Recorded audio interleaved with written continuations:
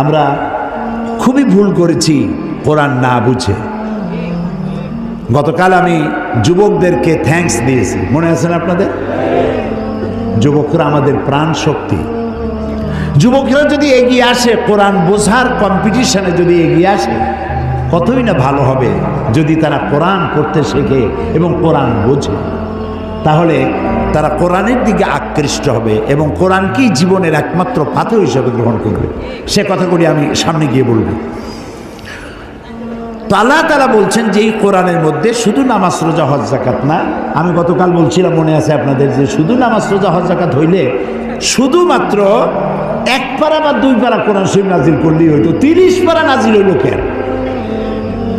এই কথা তো মাথার মধ্যে ঢোকা উচিত আমাদের।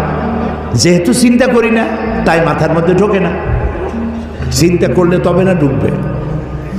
এখন দেখুন আল্লাহ তাআলা বলছেন, আমি আমার নবীকে ওহীর মাধ্যমে মুসা, নূহ, ইব্রাহিম, আদম প্রাগৈতিহাসিক ঘটনাবলী আমি এর দ্বারা জানাইছি কোরআন দিয়ে। রাসূল তো সেখানে উপস্থিত ছিলেন না। আল্লাহ তাআলা বলছেন, তিলকা মিন আম্বাইল গায়বি নূহিহা ইলাইকা মা কুনতা তা'লামুহা আনতা ওয়ালা কওমুক মিন ক্বাবলি হাযা। তিলকা মিন আম্বাইল গায়ব, এটা হচ্ছে সেই অজ্ঞাত ঘটনা যা ওহীর মাধ্যমে আমি আপনাকে জানাইছি। তা না হলে আপনি এবং আপনার কওম, আপনার জাতি এই সম্পর্কে কিছুই জানতো না। না ইব্রাহিমের ঘটনা, না নূহের ঘটনা, না মুসার ঘটনা, এগুলো কিছুই জানতেন না। হযরত ইউসুফ আলাইহিস সালামের কথা বলে আল্লাহ তাআলা বলছেন, যালিকা মিন আম্বাইল গায়বি নূহিহি ইলাইকা ওয়া মা কুনতা লাদাইহিম ইজ আজমাউ ওয়া হুম ইয়ামকুরুন। এটা হচ্ছে সেই অজ্ঞাত কাহিনী যা আমি ওহীর মাধ্যমে আপনাকে জানাইছি। অথচ তার ভাইয়েরা যখন ইউসুফ আলাইহিস সালামের বিরুদ্ধে ষড়যন্ত্র করছিল তখন আপনি তার কাছে ছিলেন না, আমি আপনাকে জানাইছি ওহীর মাধ্যমে। মূসা আলাইহিস সালামের ঘটনা আল্লাহ তাআলা বলে তারপরে বলতেছেন, ওমা কুনতা বিজানিবিল গারবিয়্যি ইজ কাদাইনা মূসা আমরা ওমা কুনতা মিনাশ শাহিদিন।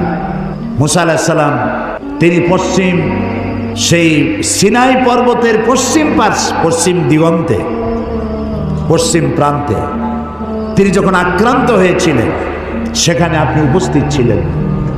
আমি আপনাকে ঘটনার মাধ্যমে জানাইছি। মূসা আলাইহিস সালামের উপরে যেখানে ওহী নাজিল হয়েছিল সে জায়গাটাও আল্লাহ তাআলা আমাকে দেখাইছেন। আলহামদুলিল্লাহ। মিশর কায়রো এর রাজধানী, মিশরের রাজধানী কায়রো, জামিয়া আল আজহার পৃথিবীর বহু পুরাতন ইউনিভার্সিটি, বিশাল এরিয়া, প্রায় 56,000 ছাত্রছাত্রী লেখাপড়া করে সেখানে। কত বড় বিশ্ববিদ্যালয়, কতগুলি ক্যাম্পাস। তো সেই বিশ্ববিদ্যালয়ের আমন্ত্রণে আমি সেখানে গিয়েছি, 5 দিন ছিলাম। আমি বলেছি যে মিশরে তো জীবনে আসি নাই, আমাকে ঘুমাবার একটু সময় দিও রাত্রে, বাকি আমার একটু ঘুরাও। 5 দিনে 4,500 কিলোমিটার দৌড়াইছি।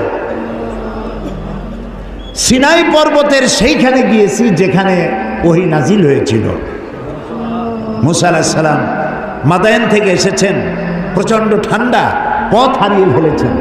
স্ত্রীকে বলছেন সাথীদেরকে এখানে অপেক্ষা করো, আমি একটু ওই যে আগুন দেখা যায়, আমি হয় আগুন আনবো আর না হয় আগুন দিয়ে আলো দিয়ে রাস্তা চিনে নেব কোন দিকে যেতে হবে।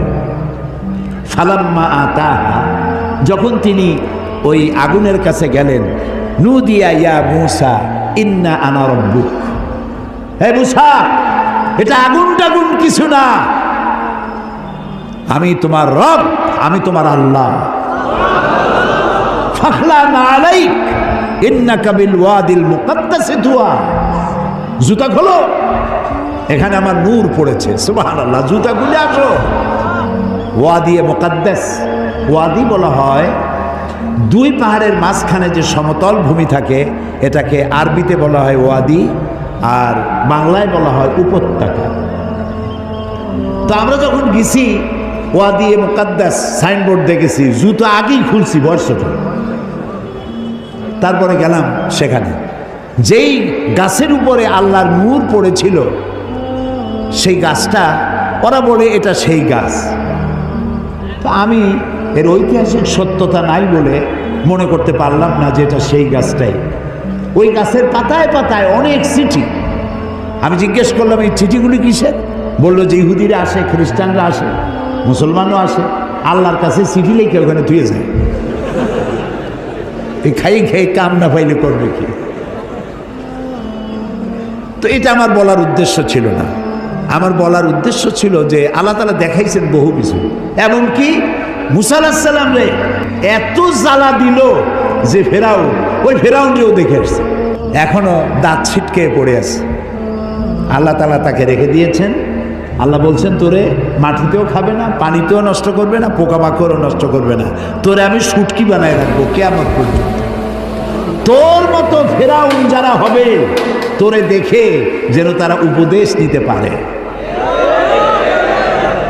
আল্লাহ তাআলা এটারও দেখাইছেন, পিরামিডও দেখাইছেন। অনেক নবীর কবরও আল্লাহ জিয়ারত করার সুযোগ। ইমাম শাফি রহমতুল্লাহ আলাইহ, মৌলানা জালালউদ্দিন সৈয়দী রহমতুল্লাহ আলাইহ, ইমাম ওয়াকি, ইমাম বদরুদ্দিন আইনি রাহিমাহুমুল্লাহ, হযরত সালেহ আলাইহিস সালাম, হারুন আলাইহিস সালাম, নবী দানিয়েল আলাইহিস সালাম, হযরত আবী দারদা রাদিয়াল্লাহু তাআলা আনহু, আমর ইবনুল আস রাদিয়াল্লাহু তাআলা আনহু, এদের কবর জিয়ারতের আল্লাহ তাআলা তৌফিক দিয়েছেন। আমর ইবনুল আসের যে মসজিদ দেখলাম মিশরে, সেই মসজিদে লাইলাতুল কদরে 5 লক্ষ লোক নামাজ পড়ে। লাইলাতুল কদর মসজিদ, রাস্তা টাস্তা সব ভর্তি হয়ে যায়। ইমাম যিনি, তিনি হচ্ছেন শেখ জিবরাইল। আমি শেখ জিবরাইল দেখতে পারলাম না, আগ্রহ ছিল যে জিবরাইল কেমন একটু দেখে যায়। এত লোক তার পিছনে নামাজ পড়তে আসে, সুবহানাল্লাহ।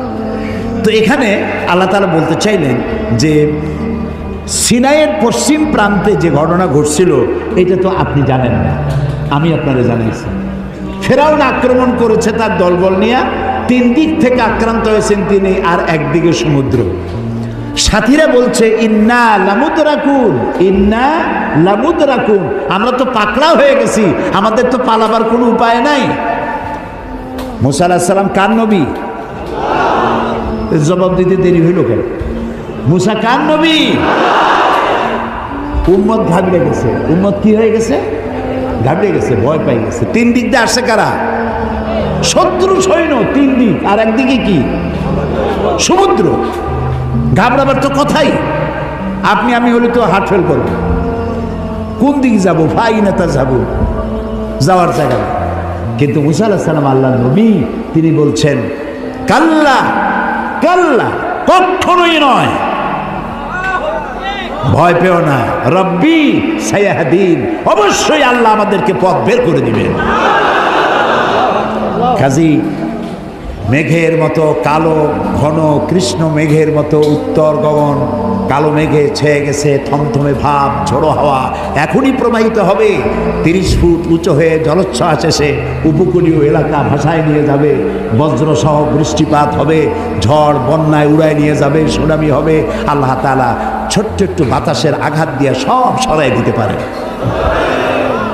বলেন সুবহানাল্লাহ, জোরে বলেন সুবহানাল্লাহ। কি ক্ষমতা তার!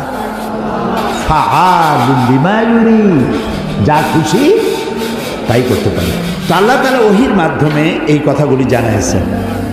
বিজ্ঞানীরা, ওই যে বলছি যে বিজ্ঞানীরা যে কথাগুলি আজ বলতেছে, যেমন 1665 খ্রিস্টাব্দে স্যার আইজ্যাক নিউটন, তিনি দেখলেন যা খুশি তাই করতে পারে। তো আল্লাহ তাআলা ওহীর মাধ্যমে এই কথাগুলি জানাইছেন। বিজ্ঞানীরা, ওই যে বলছি যে বিজ্ঞানীরা যে কথাগুলি আজ বলতেছে, যেমন 1665 খ্রিস্টাব্দে স্যার আইজ্যাক নিউটন, তিনি দেখলেন গাছের থেকে একটা আপেল পড়লো মাটিতে। তিনি তখন চিন্তা করলেন যে আপেলটা মাটিতে পড়লো কেন, এটা তো উপরে উঠে যেতে পারত। এইটা চিন্তা করলেন। চিন্তা করে করে 1665 খ্রিস্টাব্দে তিনি মাধ্যাকর্ষণ শক্তি, ল অফ গ্রাভিটেশন, এটা আবিষ্কার করলেন। কত খ্রিস্টাব্দে? 1665। অথচ কোরআনে কারীম স্যার আইজাক নিউটনের জন্মের 1000 বছর আগে সূরা ফাতির 41 নম্বর আয়াত আল্লাহ তাআলা বলছেন, ইন্নাল্লাহা ইউমসিকুস সামাওয়াতি ওয়াল আরদা আন তাজুলা। নিশ্চয়ই আল্লাহ তাআলা চন্দ্র, সূর্য, গ্রহ, নক্ষত্র সব একটার সাথে আরেকটাকে সম্পৃক্ত করে রেখেছেন, যাতে একটার থেকে আরেকটা বিচ্ছিন্ন হয়ে না যায়। এটাই হচ্ছে ল অফ গ্র্যাভিটেশন। এই মাধ্যাকর্ষণ শক্তির কথা কোরআন 1500 বছর আগে এ কথা আল্লাহ তাআলা বলেছেন। তো দুর্ভাগ্য, কোরআন বুঝি না, কোরআন শুধু সবের নিয়তে পড়ি। একবার সূরা ইয়াসিন পড়লে 10 খতম করেন শরীফ এর সব। এই যদি হয় তাহলে গোটা কোরআন শরীফ পড়ার আমার দরকার থেকে, খালি সূরা ইয়াসিন পড়লিতে হলো। 3 বার সূরা ইখলাস পড়লে 1 খতম কোরআন শরীফের সব। তাহলে কোরআন পড়বি কেন?